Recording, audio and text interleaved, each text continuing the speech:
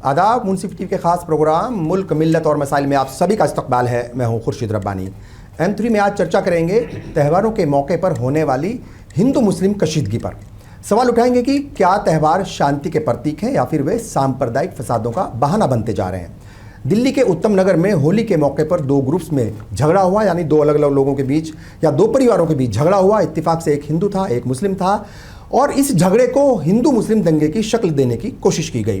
कई लोगों ने ईद के मौके पर हालात ख़राब करने की धमकियां भी दी, लेकिन दिल्ली पुलिस ने हालात को बेहतर बनाए रखने के लिए ज़रूरी कदम उठाए और सब कुछ हालात बेहतर ही रहे।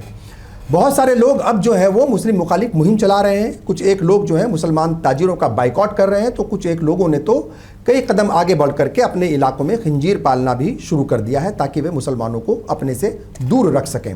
अब सवाल उठता है कि हम जा कहाँ रहे हैं। क्या हमारा देश ऐसे विश्वगुरु बनेगा, और क्या ऐसे में हम दुनिया की सबसे मजबूत इकोनॉमी बन पाएंगे या बन सकते हैं? इन सवालों के जवाब ढूंढने की कोशिश करेंगे और साथ ही कुछ और सवाल भी उठाएंगे कि कुछ लोग जो है या कुछ सियासी पार्टियां क्यों ऐसे मौके पर भी सियासी रोटियां सेकने की कोशिश करती हैं, और कैसे मुल्क के हालात को हम बेहतर बना सकते हैं। इस पर भी हम चर्चा करेंगे। चर्चा करने के लिए कई खास मेहमान हमारे साथ जुड़ चुके हैं, और एलजेपी के chief spokes person AK Vajpayee साहब हमारे साथ हैं, MSO ऑफ इंडिया के चेयरमैन डॉक्टर शुजात अली कादरी साहब हमारे साथ हैं, सीनियर जर्नलिस्ट शिवाजी सरकार साहब हमारे साथ हैं, और जमात इस्लामी हिंद की नुमाइंदगी कर रहे हैं इनामुर रहमान साहब।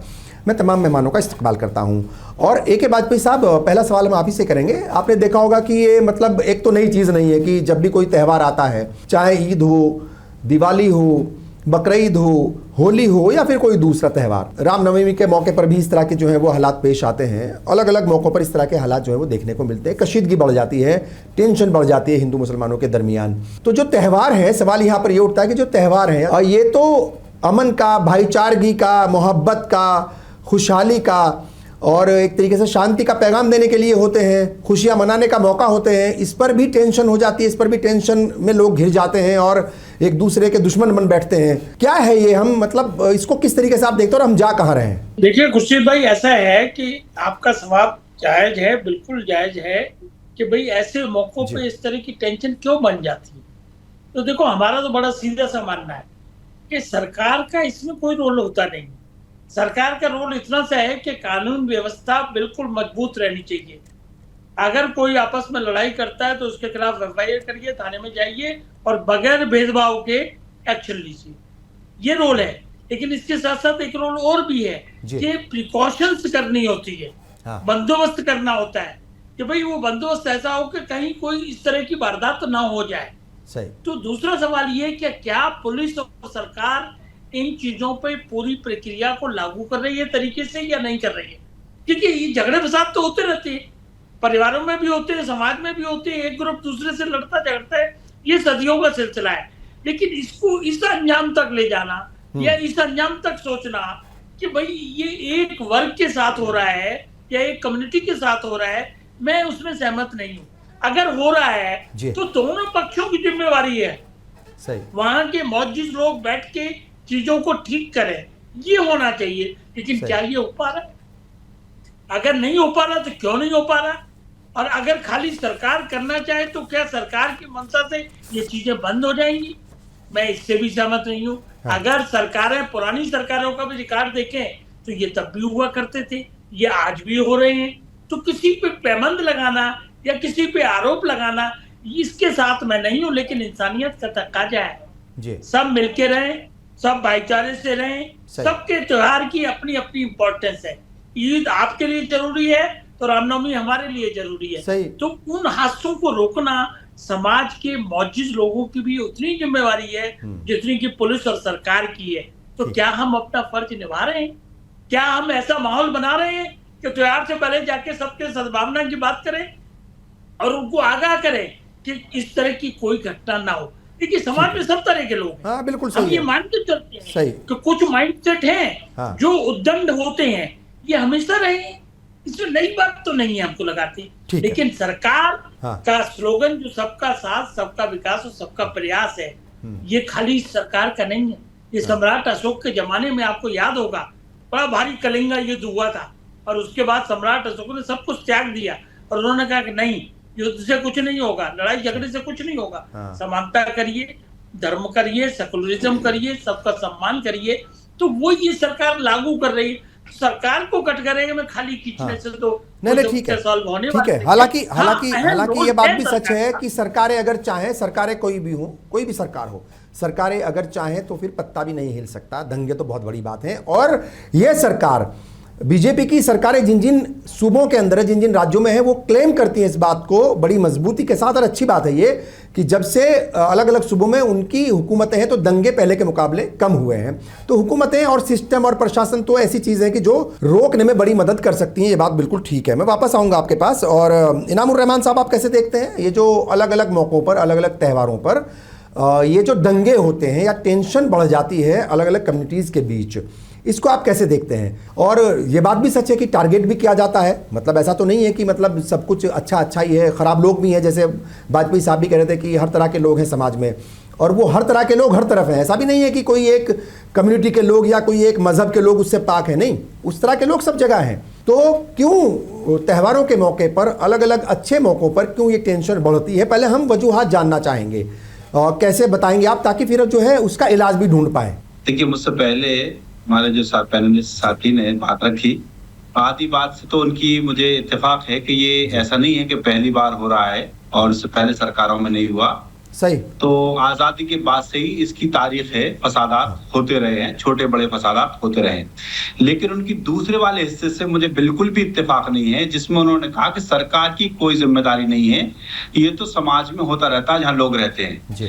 असल में अगर हम ये जो अभी जिस अंदाज का माहौल खराब हो रहा है, और खास तौर पर कुछ खास त्योहारों में खास मजहब के लोग खास मजहब के लोगों पर जो जुल्म कर रहे हैं, वो एक अलग तरह का पैटर्न है जिसका डाटा इंटरनेट पर भी मौजूद है, मुख्तलिफ रिपोर्ट्स में है। APCR की रिपोर्ट अभी मैं इंटरनेट से पढ़ रहा था, और भी क्राइम के इंडिकेटर्स के लिए कई लोग जो हैं ऑब्जर्वर्स हैं, उनके देख रहा था। 50% से 2024 से 2025 के बीच में जो क्राइम, हेट क्राइम हुआ है और किसी कम्युनिटी के अगेंस्ट क्राइम हुआ है, उसमें 25 से लेकर 40% का इजाफा हुआ है। ये अचानक इजाफा कैसे होने लगा? क्राइम का ग्राफ एकदम अचानक कैसे बढ़ गया? एक कम्युनिटी को कैसे टारगेट? इसका बुनियादी 2-3 चीजें मेरे हिसाब से इसकी बहुत बुनियादी वजह है। एक तो ये है कि जो फसादी लोग हैं, कहीं ना कहीं वो पॉलिटिकल बैक्ड लोग हैं, उनकी पुष्टपनाही कुछ खास किस्म की आइडियोलॉजी रखने वाली सियासी जमातें कर रही हैं। ये बिल्कुल वाज़े रोज़े रोशन की तरह आया हकीकत है, इससे इनकार नहीं किया जा सकता। एक बुनियादी वजह तो ये है।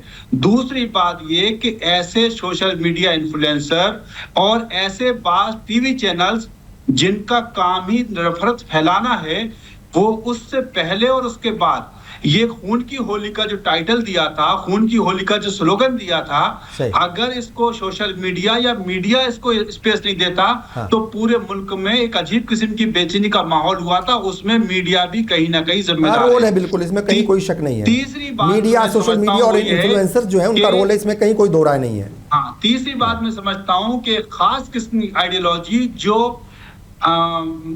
अपने से अदर्स की जो बात रखती है कि एक हम हैं, दूसरे अदर्स हैं, और अदर्स के खिलाफ वो समझते हैं कि जो चाहे जुल्म करो, जैसा चाहे जुल्म करो, उनको जिस तरह से सप्रेस करो, जिस तरह से जुल्म करो, ज्यादती करो, तमाशा करो, उनको मतलब एहसास दिलाओ कि तुम्हें बराबरी का हक नहीं है, तुम हमारे बराबर नहीं हो सकते, तुम्हारे पूरे राइट्स नहीं है। ये आइडियोलॉजी और दंगाइयों कोई पॉलिटिकल बैकिंग और मीडिया, इन तीनों का गठजोड़ जब बन जाता है तो इस तरह का माहौल पैदा होता है। अगर ये तीनों के तीनों लोग, देखिए वो तो गनीमत है कि जुडिशियल सिस्टम हमारे यहाँ अभी कुछ बचा हुआ है, जिसके नतीजे में ये हालत रुक गए। वरना अगर जुडिशरी एक्शन, सख्त एक्शन नहीं लेती, तो आप देखते हैं कि पूरे मुल्क में एक अजीब माहौल पैदा हो जाता। तो जिस तरह से अदलिया अपना रोल अदा कर रही है, उसी तरीके से इंतजामिया को भी अपना रोल अदा करना चाहिए, उसी तरीके से हुकूमत को भी और अपोजिशन पार्टीज को भी अपना रोल अदा करना चाहिए। और ये भी कहना चाहता हूँ इसी के साथ साथ कि समाज के वो लोग जो संजीदा लोग हैं, चाहे वो किसी भी कम्युनिटी से आते हों, किसी मजहब से आते हों, किसी सोसाइटी के किसी सेक्शन से आते हों, वो सारे लोग अगर सर जोड़कर मिल बैठेंगे नहीं और सर जोड़कर इस तरह के मसाइल का हल नहीं निकालेंगे तो ये जो नफरत पसंद लोग हैं जिनका काम ही नफरत फैलाना है, सोसाइटी को बांटना है, मुल्क को कमजोर करना है, उन्हें पूरा का पूरा मौका मिलेगा इस तरह के काम को अंजाम देने का। तो यही बुनियादी तीन चीजें हैं, यही बुनियादी अवामिल हैं। जी शुजात अली कादरी साहब, आप कैसे देखते हैं तमाम चीज़ों को? सब चीज़ें आपके सामने हैं और सब कुछ ठीक चल रहा होता है, सब कुछ ट्रैक पर होता है, मगर अचानक कोई त्यौहार आता है, पता चलता है कि फला इलाके में, फला शहर में, फला सूबे में ये टेंशन हो गई, बढ़ गई, और कई बार जो है वो नॉर्मल झगड़े होते हैं, आम से झगड़े होते हैं, मगर उन्हें क्रिएट किया जाता है या फिर उन्हें जोड़ दिया जाता है, हिंदू मुस्लिम एंगल उसमें डाल दिया जाता है और फिर बड़े हंगामे होते हैं। चूँकि मीडिया, सोशल मीडिया, ये तमाम चीज़ें जो हैं और बहुत इन्फ्लुएंसर्स भी हैं, ये ज़माना है, तो इसमें फिर कुछ भी किसी के बस में नहीं रहता। सबसे पहले तो मैं दिल्ली के जो इंतज़ामिया है उसको मुबारकबाद पेश करना चाहूँगा दिल की गहराई से कि इतना थ्रेट दिया गया राइट विंग ऑर्गेनाइजेशन की तरफ से और एक प्लानिंग की गई, लेकिन दिल्ली पुलिस ने मुस्तैदी के साथ में ईद के त्यौहार को न सिर्फ अमन और शांति के साथ मैनेज कराया बल्कि ऐसी मिसाल पेश की जो और दूसरी इंतज़ामिया के जो और लोग हैं, जो एडमिनिस्ट्रेशन के हैं या पुलिस प्रशासन के लोग हैं, उनके लिए एक मिसाल राह हो सकती है। एक बात। दूसरी बात ये कि साथ ही दिल्ली पुलिस के साथ ही उत्तम नगर के बहुसंख्यक हिंदू समुदाय यानी हिंदुओं में जो बहुसंख्यक हैं उन्होंने भी इस पूरे मामले में बहुत ही शांति का प्रदर्शन किया और जो कुछ लोग जो उपद्रवी किस्म के थे उनको रिजेक्ट किया। इसके बदले में मुसलमानों ने भी बहुत ही पीस के साथ में, बहुत ही बगैर किसी लड़ाई झगड़े के सिर्फ नमाज की अदायगी की। और हमने एक वहाँ ऐसी मिसाल भी देखी कि कई मुसलमानों ने पुलिस पे हिंदुओं ने मुसलमानों पे फूल की जो है वो निछावर किया। ये बहुत अच्छी मिसाल है।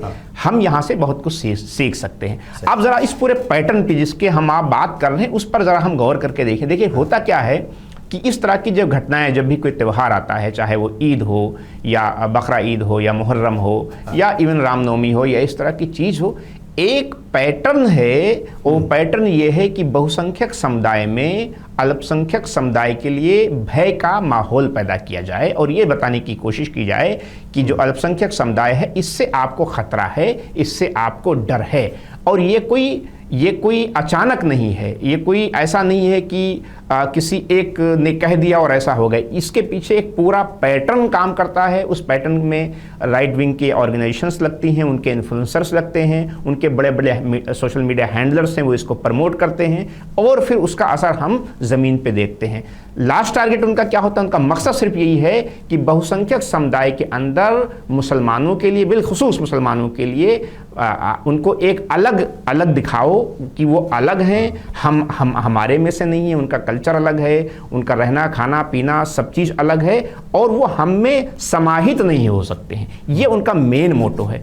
अब मेरा यहाँ पे ये मानना है कि जब हमें पता है कि एक समुदाय जो आपको अलग दिखाने की कोशिश कर रहा है, आपके नाम पर डर पैदा करने की कोशिश कर रहा है, हमारी तरफ से ऐसी कौन सी चीजें हो रही हैं जो हम इस चीज को मिनिमाइज कर सकें, बिल्कुल इस चीज को कम कर सकें। मुझे बड़े बेहद अफसोस के साथ कहना पड़ रहा है कि हम उन्हीं के नैरेटिव को आगे बढ़ाने में लगे हैं। हम इस चीज पर कतई ध्यान नहीं दे रहे हैं कि जब वो हमें अलग बताने की कोशिश कर रहे हैं तो हम उनके साथ में मिल बैठ के डायलॉग क्यों नहीं करते, हम अपने त्योहारों पे उनको क्यों नहीं बुलाते, हम अपने जलसों में, अपने जुलूस में उनको आगे क्यों नहीं रखते।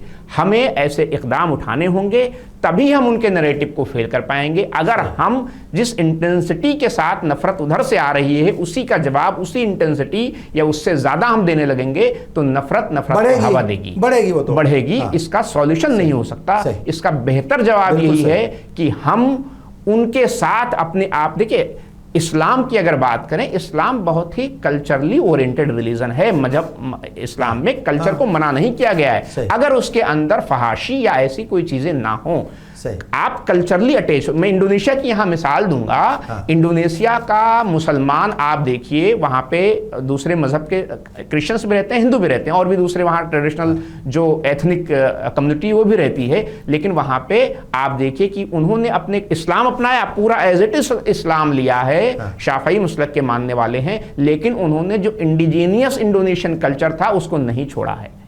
इसका असर ये हुआ कि वहाँ पे हिंदुस्तान करीब 600 साल हो गया वहाँ पे इस्लाम आए हुए, आपको जर्रा बराबर कम्युनल क्लेश नहीं मिलेगा, बल्कि पूरी की पूरी सोसाइटी जो है इस्लाम में इसलिए कन्वर्ट हुई क्योंकि उन्होंने कल्चर को आगे रखा। सही। और कोई तलवार वहाँ भी नहीं आया, जैसे हिंदुस्तान में कोई तलवार या कोई उसके वजह से नहीं हुआ, यहाँ सूफिया इकराम की तालीम से, वहाँ ताजिरों और सूफिया इकराम की तालीम से वहाँ भी हुआ।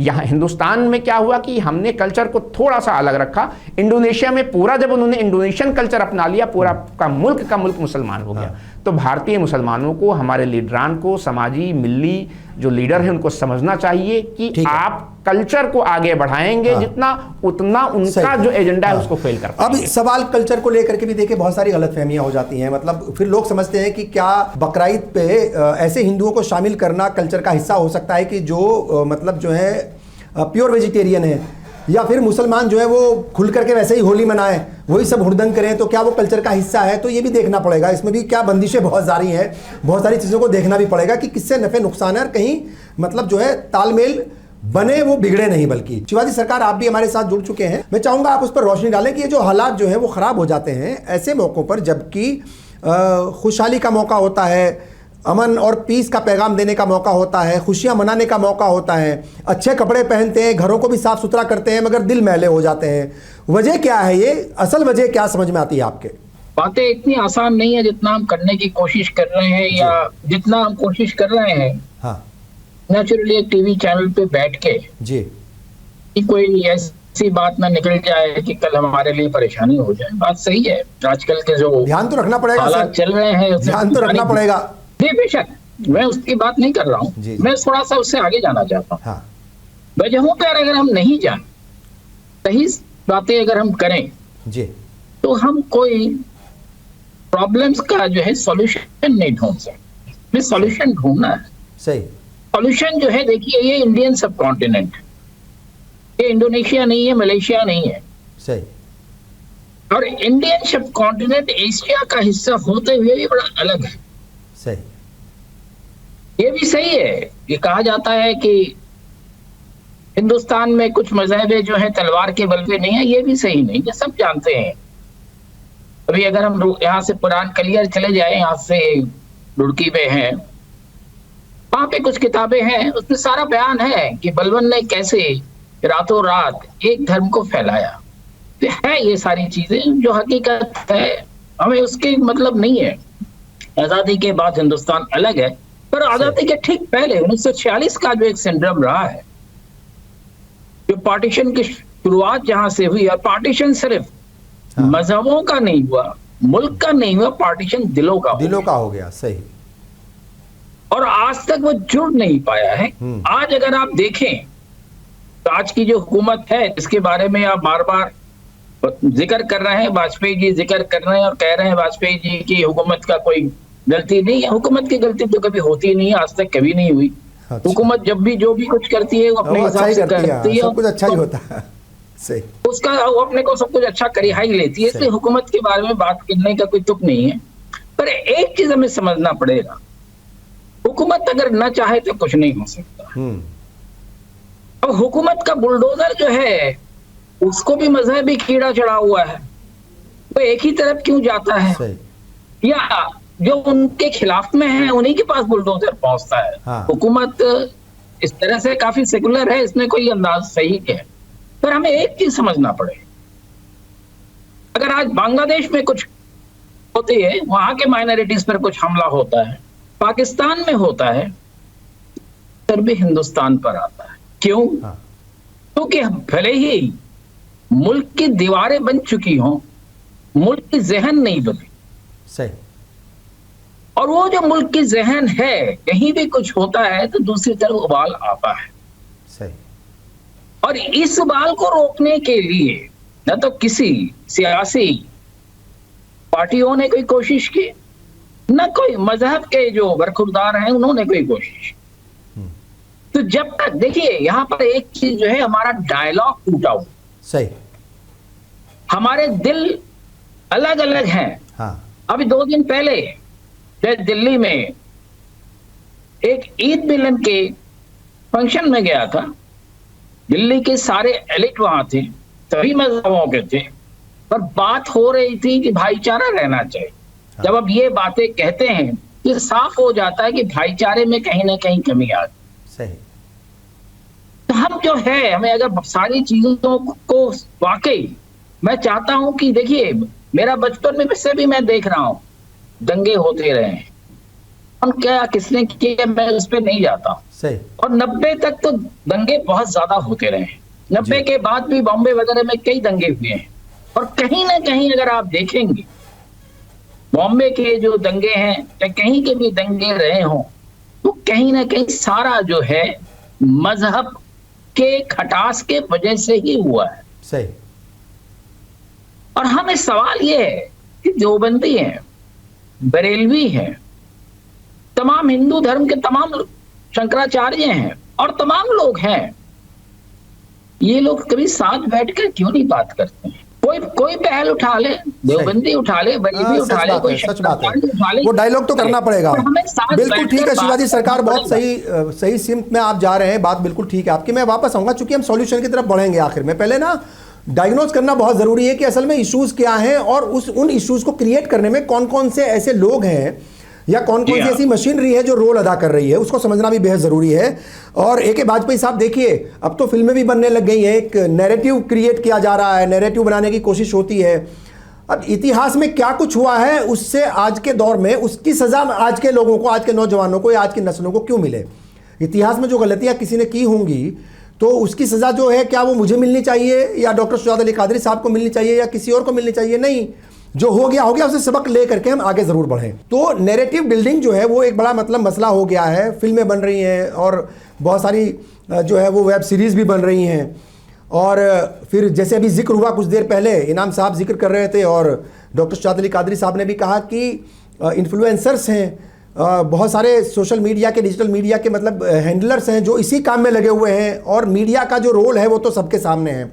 वो कोई मतलब जो है कुछ 4-6 लड़कों ने शायद वो रील बनाने के चक्कर में रोज़ा इफ्तार किया, फिर ये खबर आई कि कुछ जो है हड्डियाँ वो उसमें चिकन भी खाया और वो हड्डियाँ जो है पानी में फेंक दी, तो उसके ऊपर हंगामा मचा। और उस पर एक बड़ा टीवी चैनल है वो कह रहा था कि ये हिंदुओं के खिलाफ एक बहुत बड़ी जंग का ऐलान है, सनातन के खिलाफ जंग का ऐलान है। अब वो बच्चे जो रील बना रहे थे, मतलब वो रील बनाने के चक्कर में उन्होंने गलती की, जानबूझ के की कि नहीं, कि मुझे नहीं लगता कि जानबूझ करके की होगी, मैं उनके बचाव में नहीं बोल रहा हूँ, लेकिन बहुत सारे लोग जो है ना रील बनाने के चक्कर में कुछ ऐसी चीज़ें कर जाते हैं जो शायद नहीं होनी चाहिए।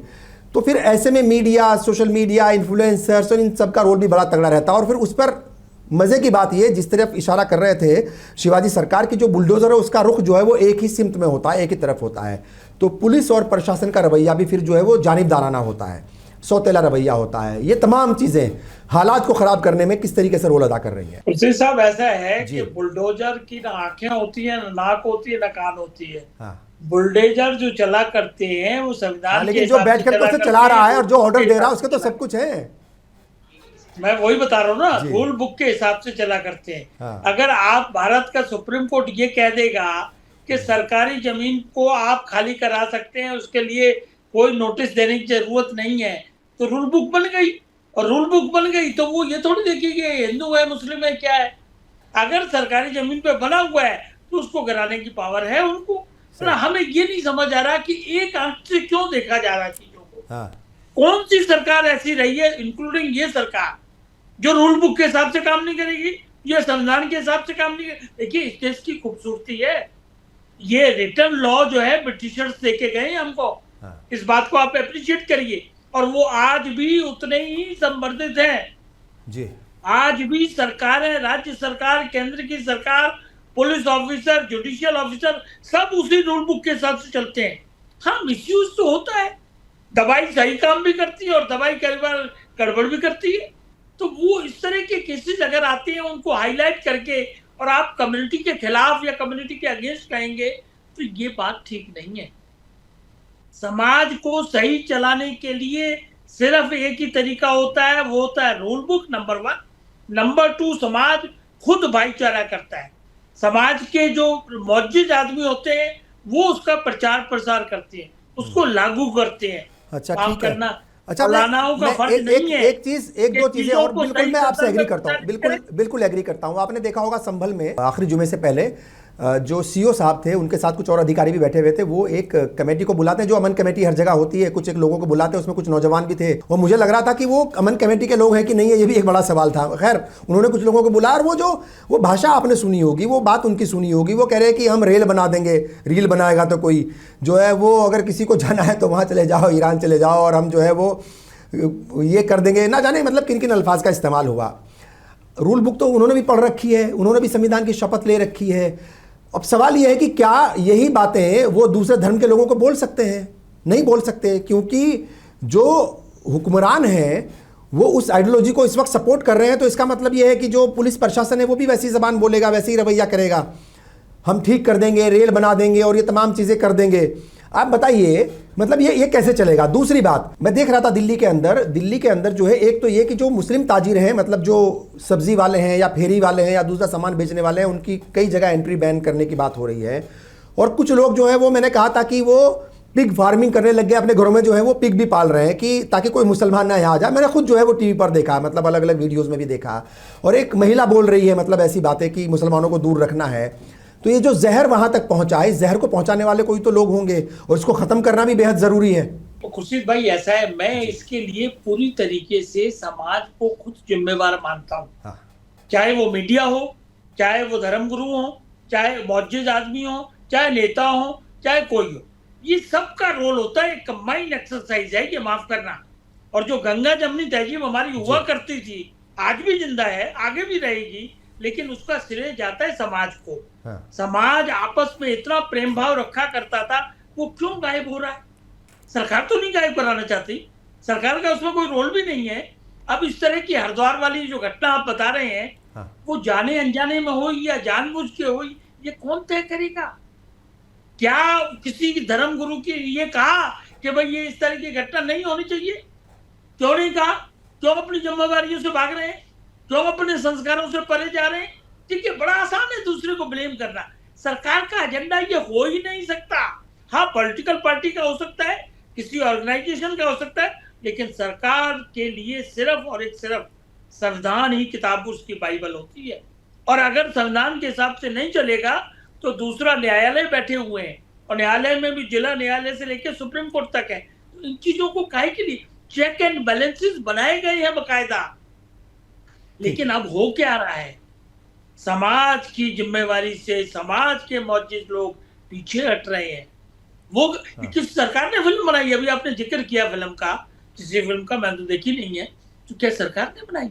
अपने आप लोग लग जाते हैं चीजों को मिसयूज करने में। अपने पहले भी फिल्म बनाई नहीं है, लेकिन सरकार का सपोर्ट तो है। नहीं, कोई सपोर्ट नहीं है, किसी तरीके का सपोर्ट नहीं है। और ये तमाम चीजें उसको सपोर्ट करना, खुद पीएम की तरफ से बोलना कि फला फिल्म देखो, और बड़े बड़े लीडर्स की तरफ से ये ऐलान होना कि फला फिल्म देखो। तो फिल्म के लिए सेंसर बोर्ड बना हुआ है। कौन सी फिल्म पास होगी, कौन सी नहीं होगी, वो उसका काम है। किसी के कहने से ना कोई फिल्म देख रहा, ना किसी के कहने से कोई फिल्म में रुक रहा है। फिल्म अगर बनी है, अच्छी फिल्म होगी तो लोग देखने जाएंगे, नहीं तो नहीं जाएंगे। हमारा सरकार के क्या लेना देना? देखो, मैं खुर्शीद भाई, आप जानते हो हमारा किस तरह का सोच विचार है। हम लोग समाजवादी लोग हैं, हम लोग सेकुलरिज्म की वकालत करते रहे और आज भी कर रहे हैं। एनडीए की सरकार में रहकर भी हम उसी की बात करते हैं, और हम ये चाहते हैं कि इंसानियत के नाते समाज के लोगों को आगे आके ये जो कमियां हो रही हैं इनको दूर करना चाहिए, दूर करने का प्रयास करना चाहिए। पीस कमेटी बना करती थी, कहाँ गई पीस कमेटियां? कहाँ गई वो पीस कमेटियां? प्रभात फेरी लगाया करते थे, कहाँ गई प्रभात फेरियां? ईद में हम लोग कैसे मिलन करते हैं, आज भी करते हैं। ये देखिए, अपनी जिम्मेवारी से नहीं भागना पड़ेगा। ठीक है, सबको अपनी जिम्मेदारी निभानी पड़ेगी, ये तो बात बिल्कुल सही है। ठीक है, ये सरकार का एजेंडा है या किसी ऑर्गेनाइजेशन का एजेंडा, ये तो सदियों से ऐसा ही रहा है। इसमें कहाँ दिक्कत है? इसी हिंदुस्तान में सिखों का कत्लेआम हुआ था ना, इसी देश में बंटवारा भी हुआ है ना। मगर मैं माफ करना, इन चीजों से सहमत नहीं हूँ। हाँ, लेकिन इस तरह के हालात बिल्कुल जायज नहीं है। ये अच्छी बात है, ये तो स्वीकार करना पड़ेगा, इसको एक्सेप्ट करना पड़ेगा कि हालात ठीक नहीं, और हालात को ठीक बनाने के लिए वो सबको रोल तो जाहिर तौर पर अदा करना ही पड़ेगा। इनामुर रहमान साहब, देखें यहाँ पर एक सवाल ये भी है कि ये जो रील बनाने के चक्कर में मतलब फिर आगे निकल जाते हैं। अब वो ठीक है, मतलब देखिए उससे माहौल ख़राब होता है, और फिर मीडिया तो टीआरपी के लिए काम कर रही है। मुझे नहीं लगता कि आज का जो मीडिया का जो दौर चल रहा है कोई बहुत ज़्यादा जिम्मेदारी के साथ कोई रिपोर्टिंग कर रहा है। मतलब कई बार हमें देख करके भी बड़ा दुख होता है कि हो क्या रहा है, क्या सिर्फ जो है वो टीआरपी बटोरना ही एक मकसद रह गया है मीडिया हाउसेस का या मीडिया टीवी चैनल्स का ख़ास तौर से। देखा मैंने रिपोर्टिंग, वो भी खून की होली, और वो भी देखा कि कैसे जो है वो कुछ बच्चे बैठ करके जो रोज़ा इफ्तार कर रहे थे उसके बारे में क्या क्या बोला गया, और बड़े बड़े टीवी जर्नलिस्ट जो हैं वो क्या क्या उन्होंने लिखा, सपोर्ट में भी लिखा और उसकी मुखालफत में भी लिखा। मेरा सवाल यहाँ पर यह है कि ये जो कुछ मतलब जो है नौजवान, एक तो जज्बाती बहुत सारे हैं, इसमें तो कहीं कोई दो राय नहीं है, गुस्सा जो है वो हर वक्त उबाल में रहता है, मतलब तो हालात को बेहतर बना करके रखने में वो मुस्लिम नौजवान जो हैं वो अपना रोल कम अदा कर रहे हैं, बल्कि बिगाड़ने में बहुत सारे लोग अदा कर रहे हैं, जाने अनजाने में। अच्छा, हो सकता है कुछ लोग जानबूझ करके भी कर रहे हों, इससे भी जो है मतलब इनकार नहीं किया जा सकता। तो ये रील बनाने के चक्कर में और दूसरी चीज़ों के चक्कर में मतलब जो है वो ये माहौल भी ख़राब हो रहा है। इसको आप कैसे देखते हैं? और इसको जिम्मेदारी, अब जैसे AK वाजपेयी साहब ने कहा कि वो जो बच्चे रोज़ा इफ्तार कर रहे थे उन्होंने अगर वहाँ चिकन बिरयानी खाई और हड्डियाँ फेंकी तो उसके खिलाफ किसी आलिम की तरफ से या किसी तंजीम की तरफ से आवाज़ क्यों नहीं उठी? तो ये भी सवाल है यहाँ पर। हाफिज मराठी साहब के एक शेर सुनाते हुए अपनी बात को आगे बढ़ाता हूँ। हाँ मैं जो तड़प के रोऊं हूँ तो जालिम यूं फरमाए है जी, मैं जो तड़प के रोऊं हूँ तो जालिम यूं फरमाए है, इतना गहरा घाव कहाँ है नाहक शोर मचाए है।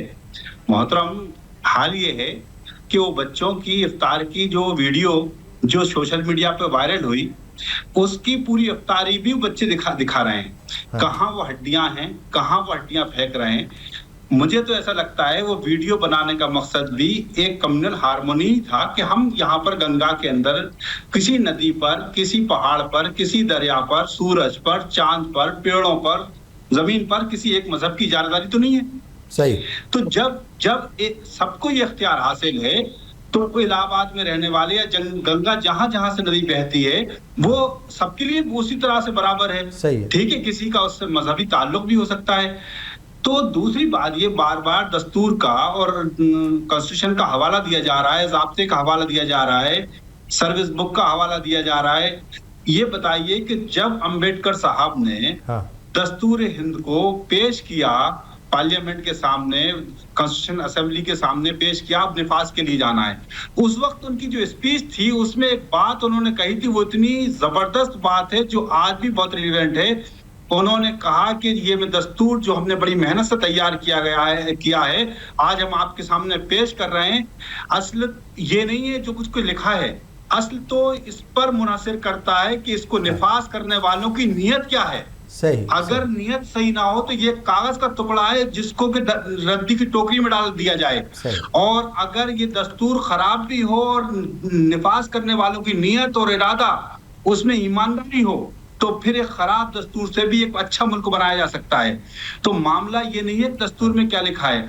अगर वाकई बिल्डोजर की आंखें नहीं है और बिल्डोजर को समझ नहीं है तो फिर बार बार सुप्रीम कोर्ट को क्यों कहना पड़ा कि आप उसका हर्जाना भरिए, आपने गलत किया है, आपने नाइंसाफी की है। सुप्रीम कोर्ट की खुद की कई रूलिंग्स मौजूद हैं, लेकिन बराबर इंस्ट्रक्शन देने के बाद, सुप्रीम कोर्ट के बराबर रोक लगाने के बावजूद भी नए नए हीले बहाने इसी कागजों में से निकाले जाते हैं, इसी ज़ाब्तों में से निकाले जाते हैं कि नहीं हमने ये नहीं किया, हमने चूंकि ज़ाब्ता ये है इसलिए हमने नोटिस नहीं दिया। नोटिस बैकग्राउंड से भी निकाले जाते हैं। सब कुछ हो रहा है। जब बदलती है जिस वक्त जालिम की नीयत, नहीं काम आती दलील और हुज्जत। तो जब नीयत खराब होती है तो तमाशे होते हैं, नीयत सही होती है तो कुछ नहीं होता। सब जगह पीस होता है, अमन होता है, भाईचारा होता है, तरक्की होती है, सब कुछ होता है। तो मामला है इस वक्त जो हुक्मरान जमात है और उससे जुड़े हुए जो लोग भी हैं वो असल में नहीं चाहते अमान भाईचारा, उनको सूट नहीं करता। उनकी सियासत उस दिन खत्म हो जाएगी जिस दिन मुल्क में अमन अमान भाईचारा तरक्की हो जाएगी, हर आदमी में खुशहाली आ जाएगी, उनकी उस दिन दुकान बंद हो जाएगी। वो कैसे इसको बर्दाश्त कर सकते हैं? उनको तो आज वो बरसर इक़्तिदार पहुंचे हैं जो लोग 2002 के फसाद के जिम्मेदार हैं, आज वो मुल्क की कुर्सियों पर बैठे हुए हैं, मुल्क के आधा ओहदों पर फाइज हैं, वो तो इसी रास्ते से निकल कर आए। और खुर्शीद साहब, मैं आपको एक बात बताऊं, एक सबसे शॉर्टकट तरीका जो दुनिया में तरक्की का है हमारे मुल्क में है वो ये, मुसलमानों को गाली दो, मुसलमानों से नफरत करो, उनके खिलाफ बयानबाजी करो, उनको बुरा भला कहो। आप जहां हैं वहां से आपको अचानक कई स्टेप आगे की तरक्की मिल जाएगी। आपको नौकरी में प्रमोशन मिल जाएगा। आप अभी MLA हैं तो आप मिनिस्टर बन जाएंगे, आप अगर रियासत में हैं तो मरकजी हुकूमत में आपको जगह मिल जाएगी। आपके 50 क्राइम है, वो क्राइम क्लियर हो जाएंगे, आप सफ़े अव्वल में आके धुले हुए खड़े हो जाएंगे। इसी तरीके से एक और अजीब बात ये है कि जिन रियासतों में क्राइम हो रहे हैं वहां की हुकूमतें क्रिमिनल्स के पीछे खड़ी हैं, हुकूमतें कोर्ट सजा दे रहा है और हुकूमतें उनकी सजाओं को, उनके मुकदमात को वापस ले रही हैं। ये क्या कहना चाहती हैं हुकूमतें कि हम एक कम्युनिटी के साथ हैं और बाकी कहने की बात है सबका साथ सबका विकास। हकीकत ये है कि हुकूमतें अपने अमल से ये साबित कर रही हैं कि वो एक पर्टिकुलर कम्युनिटी के साथ हैं और बाकी के साथ नहीं हैं। तो ये असल फसाद की जड़ है। ठीक है, असल में नीयत के ऊपर आप सवाल उठा रहे हैं कि नीयत जो है वो सिस्टम की, सियासत की या सियासतदानों की वो ठीक नहीं है। अच्छा डॉक्टर शुजात कादरी साहब, देखिए जो जुलूसों की बात हम कर रहे थे, बहुत सारे जुलूसों में जो है प्रशासन की शायद मनाही के बाद भी हथियार भी निकाले जाते हैं, हथियार बाकायदा लहराए जाते हैं, नारे ऐसे लगाए जाते हैं कि जो टारगेट करते हैं किसी एक मज़हब के मानने वालों को, किसी एक ग्रुप को बाकायदा टारगेट करते हैं। ये भी सच्चाई है, वो सारी वीडियोस देखते हैं, सारी वीडियोस सामने आती हैं।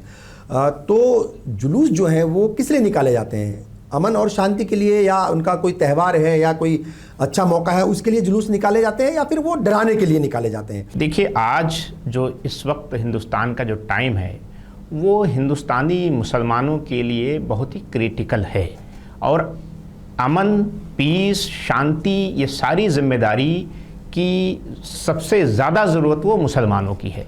उनको कोई ऐसा अमल, ऐसा हरकत करने से पहले बार बार उनको सोचना चाहिए कि इसका असर दूसरी जो सोसाइटी है वो कैसे देखेगी, कैसे लेगी।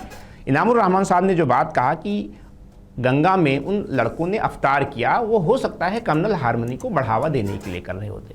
क्या ही अच्छा होता अगर उसी अफ्तार में वो उसी जो गंगा के आसपास कोई मंदिर थी, कोई पूजा करने वाला पुजारी रहा होगा, उसको भी अपने साथ बुला लेते और उसके एतबार से अफ्तार करते। क्या ज़रूरी है कि बिरयानी ही ला के अफ्तार किया जाए?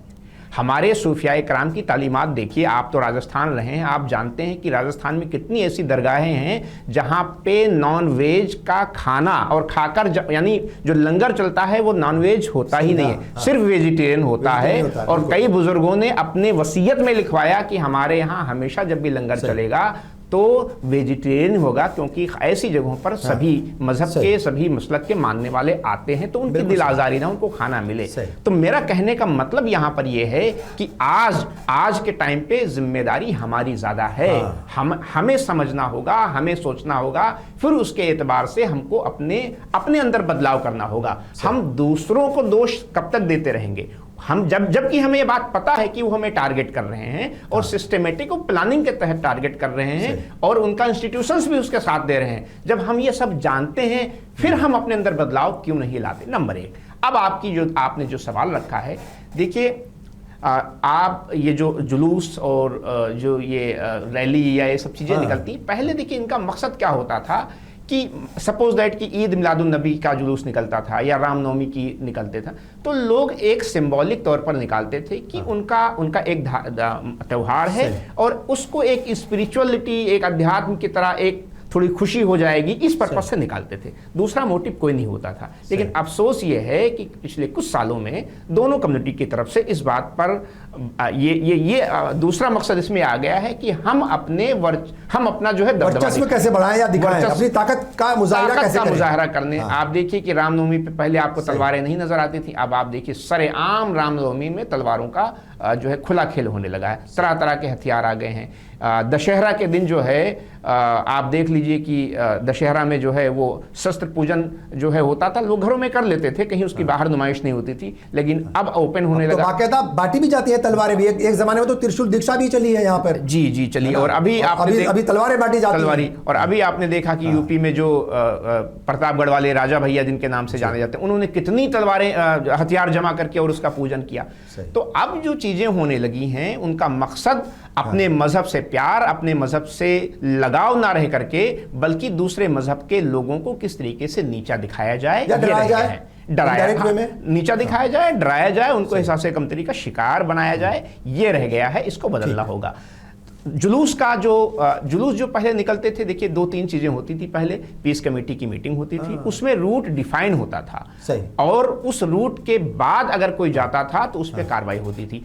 अब तो ये हो गया है साहब कि जो जहां से चाहे वहां से चला जाए और जो चाहे वो बोल जाए, और बल्कि डीजे में क्या बजा रहे हैं आप, उस पर कोई सवाल नहीं हो रहा है। सही। होना ये चाहिए था कि आपके पूरे प्रोसेशन के दौरान आप कौन सी सीडी लगाएंगे, कौन सा गाना बजाएंगे, ये सब उस पर, और कौन सा नारा लगा सकते हैं और कौन सा नहीं लगा सकते। अब आप देख लीजिए, अब आप देखिए कि रामनवमी या और दूसरे जो जुलूस निकलते हैं उनमें किस तरीके से माइनॉरिटी के खिलाफ लगातार, यानी मुल्ले जाओ पाकिस्तान और कटवे कटवे, क्या इस तरह के जुमले इस्तेमाल करके, और खासकर जब वो मुस्लिम इलाकों से गुजरते हैं या मस्जिद होती है या मज़ार होता है उस इलाके से गुजरते हैं तो उनके जोश दोबाला हो जाता है। तो ये सब वो चीज़ें हैं जिससे माइनॉरिटी तबके के अंदर कहीं ना कहीं ये महसूस होता है कि ये सारी चीज़ें हमारे खिलाफ एक प्लानिंग के तहत हो रही हैं। अगर सरकार ये चाहती है कि नहीं ये प्लानिंग के तहत नहीं हो रही है तो उसको कदम तो उठाए, वो अपने अमल से प्रूफ करके दिखाए। बुलडोज़र एक ही जगह क्यों चलता है, दूसरी जगह चलना चाहिए। ये तो मुझे लगता है कि यहाँ पर हम मतलब मुस्लिम कम्युनिटी की ज़्यादा जिम्मेदारी, उनको सोचना चाहिए और सरकार को भी जो है अपनी जिम्मेदारी समझना चाहिए। वो ये कह करके कि हमारा सबका साथ सबका विकास जो है इससे पल्ला नहीं झाड़ सकते। वो सबका साथ का तो मैं पहले भी कह चुका हूँ, 2024 के रिजल्ट्स के बाद सबका साथ सबका विकास सबका प्रयास सबका विश्वास जो है वो जा चुका है। वो नहीं सुना अभी तक पीएम के मुंह से, मैंने तो नहीं सुना, जिसने सुना वो बता सकते हैं। यहाँ पे हम बैठे हुए कई सारे लोग। ठीक है, वापस आऊंगा मैं। शिवाजी सरकार क्या कुछ कहेंगे? देखिए सारी बातें हो गई हैं, रास्ते क्या हैं? रहना तो सबको यहाँ पर है, सबको जुलूस भी निकालने हैं, रैलीज भी निकालनी है, जलसे भी करने हैं, ईद भी मनानी है, दीपावली भी मनानी है, होली भी मनानी है, बकरीद भी आएगी, मुहर्रम भी आएगा, ठीक है, साथ क्रिसमस भी आएगा, तमाम चीज़ें होंगी। होनी तो सब कुछ है, मगर अमन से हो, शांति से हो, भाईचारे से हो, सुकून से हो, और किसी का सुकून छीने नहीं, ना इधर की तरफ से ना उधर की तरफ से। तो रास्ते जो हैं वो क्या इख्तियार किया जाए, कौन से इक़दाम उठाए जाए ताकि हालात बेहतर बने रहें? रास्ता चुनने से पहले हमें समझना पड़ेगा एक चीज। जी, मैंने शुरू में जिक्र किया था पार्टीशन सिंड्रोम। जी जी, एक रिवर्स पार्टीशन सिंड्रोम है। हाँ, इस वक्त अगर मुस्लिम लीग ने पैरवी की थी या अगुवाई की थी, आज कोई एक हिंदू पार्टी के नाम पर, हालांकि हिंदू पार्टी कोई है नहीं हिंदुस्तान, हिंदू एक ऐसी जमात है जो अपना कोई किसी पार्टी को अपना नहीं मानता है, कोई अपना खुद रहनुमा बन जाए तो बात अलग। हाँ, ठीक। तो जब रिवर्स पार्टीशन की बात हो रही है और उसमें एक बच्चे ने किसी के घर पे गुब्बारा फेंक दिया तो उसमें फिर इतने बड़े रिएक्शन करने की जरूरत। दूसरी चीज, जुलूस की जब बात करते हैं हम, हिंदुस्तान में तमाम जुलूस से निकला करती है, पर जुलूस में ये सेंसिटिव रीजन क्या हो, हमें इसको भी खत्म करना पड़े। सेंसिटिव क्यों है हम? और अगर कोई गलत बात कह रहा है उसको भी आप तो रोकिए।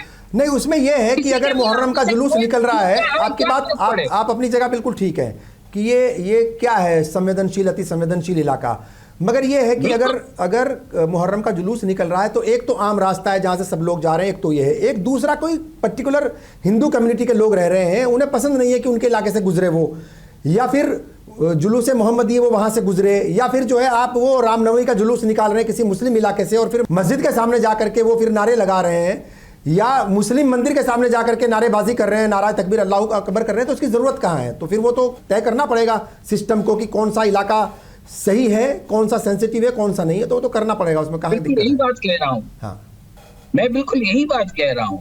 हमें एक दूसरा नापसंद क्यों है?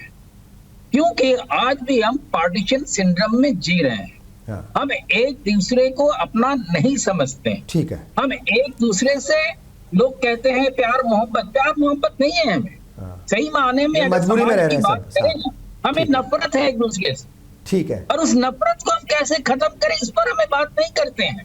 हम कहते हैं प्यार मोहब्बत है। हाँ, सर चूंकि वक्त की कमी है तो रास्ते क्या है, थोड़ा रास्ते जो है वो सुझा दीजिए, रास्ते क्या हो सकते हैं?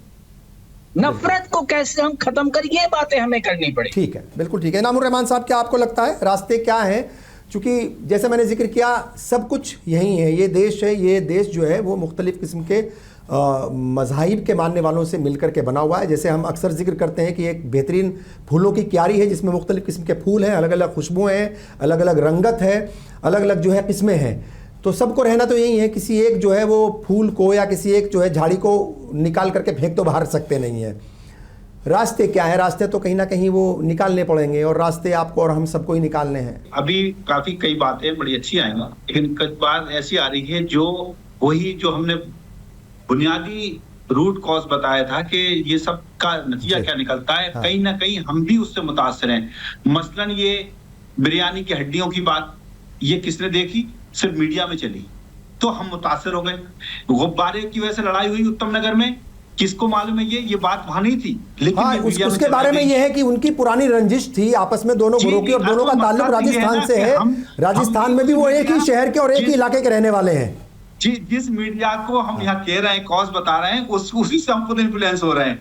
तो असल में या तो ग्राउंड रियलिटी हम खुद जानते हो, फर्स्ट हैंड इंफॉर्मेशन हमारे पास हो, तो अच्छी बात यह है कि कोई भी वाकया हो, जिम्मेदार लोग पहले तहकीक करें कि एक्चुअल बात क्या है और फिर उसको हल करने की कोशिश करें।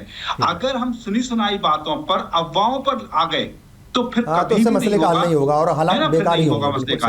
दूसरी बात ये कि ऐसे लोग हर मोहल्ले में कुछ ना कुछ काली भेड़ें होती हैं जो ये सारा काम करते हैं। लोगों को उनको आइडेंटिफाई करना पड़ेगा, ये आदमी है शरपसंद, वो मुसलमान हो, हिंदू, उसका मजहब क्या है, इसका नाम क्या, कोई मतलब नहीं। अगर कोई शरपसंद है उसको आइसोलेशन में डाल दो उसको, लोग कहेंगे नहीं इसकी कोई बात नहीं सुनेगा, ये आदमी है ही गंदा। और दूसरी बात ये कि हर मोहल्ले में, हर समाज में, हर बस्ती में कुछ ऐसे लोग जरूर होते हैं हर मजहब के जो ये चाहते हैं कि हम मिल बैठ के करें और मोहब्बत फैलाएं। उन लोगों को यूनाइट किया जाए, उनकी कुछ पीस कमेटी बन जाए, कोई सद्भाव मंच बन जाए, कोई कमेटी बन जाए, ऐसे यानी खराब लोगों को आइसोलेट किया जाए, अच्छे लोगों को सामने लाया जाए, उनकी बातों के ऊपर अमल हो। बिल्कुल ठीक। और अफवाहों पर तवज्जो ना देकर हकीकत के करीब पहुंचने की कोशिश की जाए, बल्कि अफवाहों को फैलाने से भी बचें। बिल्कुल बिल्कुल, उन्हें रोकें, वो फैल ना पाए, उनको रोकें। बिल्कुल ठीक है। डॉक्टर शुजात अली कादरी साहब, क्या कुछ आखिर में कहेंगे? क्या कुछ आपके सजेशंस होंगे? वो तमाम लोगों के लिए हो सकते हैं, वो अपनी कम्युनिटी के लिए भी, सामने वालों के लिए भी, पुलिस के लिए, प्रशासन के लिए, सियासत के लिए, सिस्टम के लिए, तमाम लोगों के लिए। देखिए, मेरा मैसेज यही है कि अगर हम हिंदू और मुस्लिम बन के लड़ेंगे तो ना हिंदू जीतेगा, ना मुसलमान जीतेगा, या नफ़रत जीतेगी। हमें बहैसियत हिंदुस्तानी नफ़रत को हराना है। तो बहैसियत हिंदुस्तानी इन सब जो भी जितने फेस्टिवल आते हैं उनको मिलजुल के मनाना चाहिए, और इस बात पे कोशिश करना चाहिए कि सोसाइटी कैसे मजबूत हो, एकजुट रहे। और एक मैं और बात यहाँ जिक्र कर दूं कि संभल का आपने जिक्र किया कि वहाँ के सीईओ ने खुले तौर पर जो है वो रील बना देंगे और क्या क्या बना देंगे, वो उसने वह जुमले इस्तेमाल किए और जो उसको नहीं करना चाहिए था बहैसियत एक पुलिस अफसर की। अच्छा, फिर आप देखिए कि अभी जो ईद गुजरी, ईद में उसी संभल के एसपी ने बाकायदा तौर पर मुसलमान जब गुजर रहे थे नमाज पढ़ के, उन पे फूल डाला। अब दोनों घटनाएं मैं आपके सामने रख रहा हूं। हमारे वीडियो किसने नहीं देखी? यही मैं कह रहा हूं कि हमारे मुस्लिम इन्फ्लुएंसर्स अगर कोई नेगेटिव चीजें फैला रहा है तो हमारे मुस्लिम, मैं आपको देखिए, मैं उस वीडियो को जरूर देखना चाहूंगा जिसमें फूल बरसाएं। मैंने भी एक वीडियो देखी जिसमें किसी ने कटाक्ष किया था कि संभल एसपी और संभल के डीएम फूल बरसा रहे हैं नमाजियों के ऊपर, लेकिन वो नमाजी नहीं थे, वो रामनवमी के जुलूस था, वो किसी ने कटाक्ष किया था। तो आप दुरुस्त कर लीजिएगा वो वीडियो सही है कि नहीं, क्योंकि मेरी निगाह से एक भी वीडियो ऐसी नहीं गुजरी।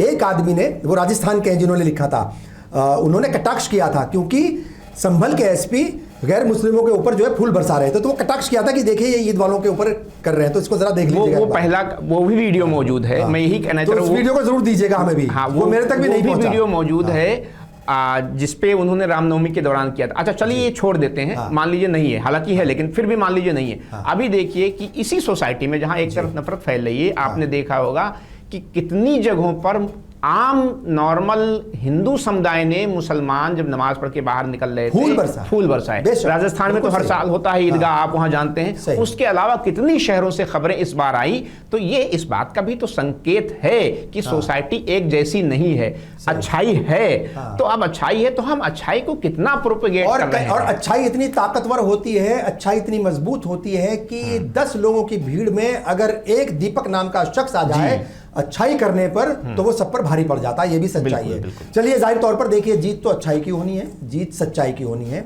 और जीत मोहब्बत की होनी है। नफरत को जीतने नहीं देना है। नफरत को हर कीमत पर सबको मिलकर के हराना पड़ेगा। चाहे जुलूस की बात हम कर लें, जलसों की बात कर लें, रैलीज की बात कर लें, या फिर खासतौर से त्योहारों की बात करें। त्यौहार किसी के भी हो सकते हैं, चाहे वो क्रिसमस हो, चाहे वो सिख कम्युनिटी का हो, हिंदुओं भाइयों का हो, दीपावली, होली, ईद, बकरीद, ये सब जो है ये खुशियाँ मनाने के होते हैं, घरों को खूबसूरत बनाने के होते हैं, अच्छे कपड़े पहनने के जो है ये त्यौहार होते हैं या जरिया होते हैं। तो फिर ऐसे में दिलों को मैला ना करें, दिलों के अंदर जो भी गुब्बार है, गर्दो गुब्बार है या जो भी नफरत है उसे बाहर निकालें। जैसे हम अपने जिस्म को साफ करते हैं, अपने घरों को साफ करते हैं, अच्छे कपड़े पहनते हैं, वैसे ही दिलों को भी साफ करना बेहद ज़रूरी है। और दिलों को साफ करने के लिए सबको काम करना पड़ेगा, आपको भी, मुझे भी, यहाँ सब बैठे हुए लोग, उनको भी, जो सुन रहे हैं उन सबको भी। बहरहाल मैं तमाम मेहमानों का शुक्रिया अदा करता हूँ, तमाम नाजरीन का भी शुक्रिया। और मुनसिफ टीवी पर मेरा सफ़र जो है वो यहीं पर ख़त्म होता है। अगले हफ्ते इस कुर्सी पर आप किसी और को बैठा हुआ देखेंगे और मुझे शायद कहीं और। मैं तमाम नाजरीन का एक बार फिर शुक्रिया अदा करता हूँ। आदाब।